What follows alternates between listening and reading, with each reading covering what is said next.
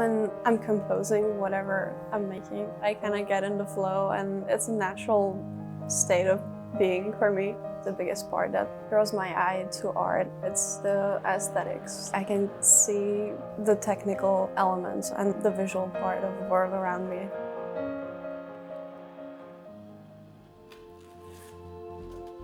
When I was very little, my grandma, she was more creatively oriented, and so I would do little drawings with her, or like we would make little models or work with like a clay or ceramics. I'm happy to be making art.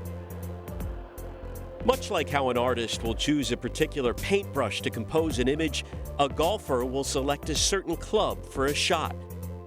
These similarities are not lost on studio art major and Texas golfer Sara Kouskova.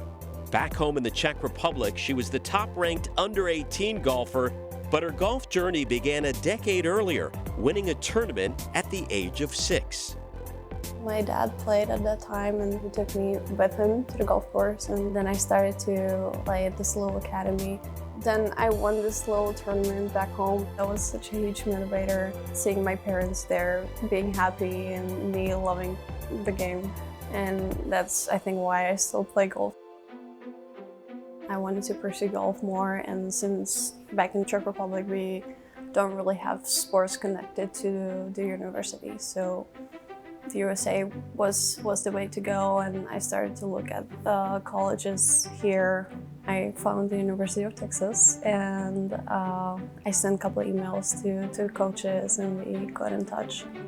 And a funny story, coach wanted me to send some videos of the swing, but it was snowing in the Czech Republic, so I had to film some of the videos in the snow.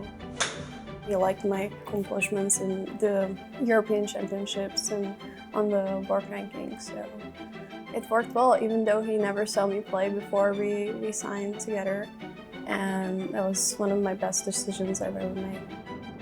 On the golf course, I would say she's focused. She's very much into what she's doing. There's two parts to our brain. There's an analytical side, and then there's a very artistic side. And the great players can do both. You have to be able to read a yardage book, and you have to be able to break down a golf course and dissect it and analyze it. But then you have to be very creative when you're hitting your shots. You got to make the ball curve different ways. She has a vivid imagination. That's when it shows up, when she has to hit the shot that's out of the norm. The things she sees in her mind's eye helps her create shots. If you can't see it in your mind's eye, it's going to be very hard to produce in the real world. Art definitely helps her golf in that regard. I gravitated to three-dimensional physicality. So I started with sculpture, how the planes interact with each other, and how the sculpture activates the space around it. A lot of it is concerned with technique. I learned how to weld, how to use more the wood shop, which is kind of like my paradise there. In golf, the actual movement is very artistic, I would say.